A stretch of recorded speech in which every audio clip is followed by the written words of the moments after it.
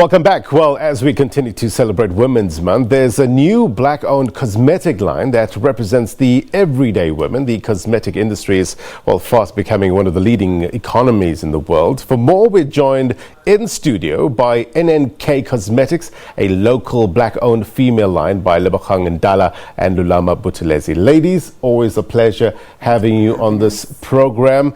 So you launched this new range of cosmetics. Congratulations, because I guess it's a feat, isn't it? Because it's very difficult to get into this market. Yes, it is. It definitely wasn't easy. It took us about 3.5 years to get into the market, and we launched a little over 2 months ago. We're new in the industry, so obviously we're still trying to find our feet, but strides every day. We hope we'll do well. You know, I was joking with my wife the other day and say that one thing we have in common is that we both use makeup and go to work. So I understand a little bit about makeup. But, you know, getting South Africans used to buying local product, especially in terms of makeup, do you find that difficult? I have found it 50-50. Those that have a word of mouth thing. So if someone has seen someone with the lipstick and tried it on, and after reviews we do see a lot of sales shooting up. But it is harder to get into the market because of it's a mature industry. The international players, people trust their brand, it's well known. So also trying to get our brand out there to show people that, listen, this is what we have, it's a good quality lipstick. And we went through 3 years of trying to get the formula right, testing everything, making sure that it is something I can use. So it's something we want to tell people that if I use it, then you can use it. So it's not about me just selling to the market and trying to make money. It's a matter of just getting people to for everyday girls. You know. And Lebogang, there's money to be made. If we look at the likes of internationally, Kylie Jenner, for instance, you know, the stepsister of Kim Kardashian. I mean, she's almost a billionaire now, isn't it? She is a billionaire. She is a billionaire, not right? almost. She's like around 20 or so. 20, 21? I mean, if she can do it, I mean, obviously there's different, you know, she's starting off from a different background. But, I mean, there's money to be made and there's a market out there. There is a market out there. It's definitely not easy, especially saying that depending on the background. So there's a lot of money that goes into making the product and testing the product.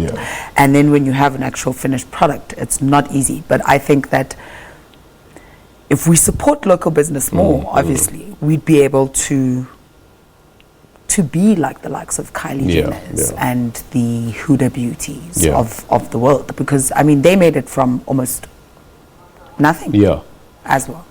Lulama, take us through that process. You touched on it earlier on in terms of having the idea, which is good enough, but going through and getting the finished product is a whole nother journey on its own. It is. Well, for us, it was at first we had the idea. We didn't realize how much work and capital we would need to. So it was the idea, and then once we started getting into it in terms of getting the testing process, then we were strapped for money as any other entrepreneur trying to do anything. So what we did is we started then saving towards it, and eventually, I think it was at the beginning of the year, we then decided, listen, we've had this idea for this long, and there's a lot of, we do have local competitors. So it's a market that people are seeing that it works. There's a lot of money in it, and we were passionate about it as well, being the fact that my sister loves makeup. She always used to try to get me to do makeup. And then in the beginning of the year, I was also a person now always wearing the lipstick, and then I was like, oh, I love this lipstick, and everybody loves this lipstick, and I was like, Levo, when are we doing this? And then she was like, you know what, let's just take let's take a leap of faith. And so it is self-funded, so it has been a little bit challenging. Well, talk to us about that, Lebo. I mean, passion is one part of it. Getting the funding is the other part. What sort of challenges did you go through in order to get funding? You say it's self-funded. Self-funded. So we didn't get any help from anybody. It was tough. It still is, actually, because we still face some challenges in the business that had we had more capital to be able to expand or have an actual store, for instance, because we're online, it would be easier or even better for us. But funding's not easy. We were saving for years, and we decided to basically, I don't want to say take all our life savings, but basically take everything and put it into this one idea that we have so much faith in, with the hopes of it actually making it. Why do you think you battled to get funding? Quite honestly, we didn't make it a process of actively seeking funding. So I'd be lying if I said we didn't. So we didn't go looking for funding. We thought to ourselves, we have a good idea, we have good product, so let's see if we can make it work. Put aside some money, decided to put it into the business. Then the business actually started. Then we realized, well, we might need more of this money. So now we have ideas where we want to implement some sort of funding coming in, but still stay as independent as possible. Lulama, if you had to talk to a young person sitting at home, we know what the unemployment rate is here in South Africa, around 29% of people unemployed, the latest figures. If you had to give them advice in terms of starting off this a business, you have this idea, you have the passion for it, what's the next step? I think the next step is actioning it. You know,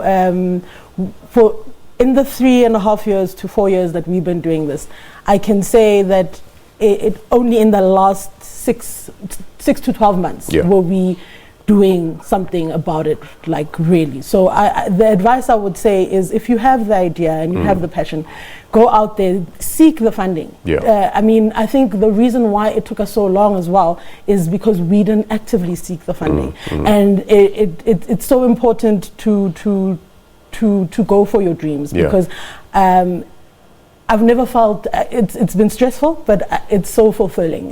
It's the best thing ever to wake up every morning, to try promote my brand, to see some people adapting to my brand and actually saying this product is great, and I'm going to suggest it to the next person and the next person, and eventually we'll get there. You know, I mean, the Kylie Jenners are known. That's why for them it's easier to step into this kind of business. But for me to wake up every morning and do the things I'm not used to, I mean, you have to post, you have to be socially active, you have to put yourself out there. I've never done this before, so for me it's actually a great feeling. But also, Lebo, having a strong support base is important as well, and people who will be real with you and tell you where to get off and where to get on. Funny enough, I had a conversation with a friend of mine during the week, and he said to me, the worst thing you're going to have to do is to be critical. And you have to critique yourself as much as possible in order for you guys to be successful. And he said to me, what are the bad points about your products? Who doesn't like your products? Who does it not work for? Look at that, analyze that, and try and find a way to fix that. And it's not easy, but we have an amazing support structure of people behind us that have been nothing but great. Because I think in the past couple of months they have really been out there for us and supporting us as much as they can. And we're grateful for that, because if it wasn't for them, I don't think we'd be half as established as our little company is. And we're thankful for that. How's it been received? Oh, I haven't received any bad reviews. I think everybody has been receiving it great. It's moisturizing, it lasts long. A lot of people are liking the fact that they don't have to always re-up. You know, I know that we've been getting, when are you getting glossy ones? Because right now it's just a matte range. It's 15 colors, it's matte. So everybody then asks, when are you getting gloss? I prefer gloss than matte, you know, and what other products will you guys be launching? So obviously we are in the process of trying to see how this product is going, and then also just researching the rest of the other products so that when we do make this decision. And we also, in the advent of 4IR as well, you guys are online. Are you aware of some of the challenges that come with that? Of the fourth industrial revolution. Yes, we are. Very much aware. And ready to adapt? We have no choice. No choice. We have no choice, especially because we started out as a fully online business. We are going to have to adapt to the modern ways of the world. Yeah, no, definitely. But all the best. Thank you very much indeed for coming through, and I guess being an inspiration to the other young entrepreneurs who plan to get into this field. Thank you. Appreciate your time. Thank you so much. All right. That was Lebogang and Ndala as well as Lulama Buthelezi from NNK Cosmetics. We're going to take a quick break. More news next.